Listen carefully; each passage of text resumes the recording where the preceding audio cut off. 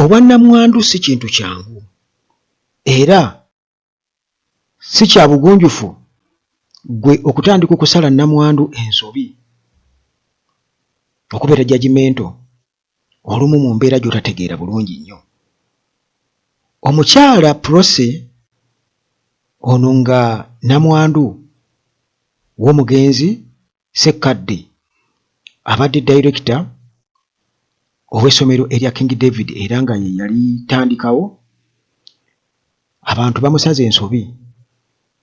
olw'okuba nga omukungu wa gavumenti Mukiibi yavuddeyo n'alaga nti asobola okubeerawo okumubeererawo essomero engeri gye lirina ebbanja mu Centenary banka ne babbulooka n'abagagga abalala abaferefere katusuubire nti ye si mufere, njogerera mu context eyo nti asobola omuyambako ne balema kufiirwa ssomero eryo. Kati abantu baavuddeyo ne batandika okubeera nga bagamba nti omukyala ekisooka yabadde takaaba, teyalazeewo kunyolwa, engeri gye babadde beekuba akaama ne Mukiibi bwe yalaze nti enkolagana ebaddewo nti waliwo laavu, babadde mu laavu. Naye kyenjagala mumanye nti buli muntu yenna yeetaaga omuntu amubeererawo, ate ne bw'aba mwana muto tasobola kukaaba nga ayavula dda eri oyo atamwenya gy'ali, era yaba amanyi nti ono yalina ekisa gyendi. Essaawa eyo Mukiibi ye yabadde ataddewo ofa ey'amaanyi,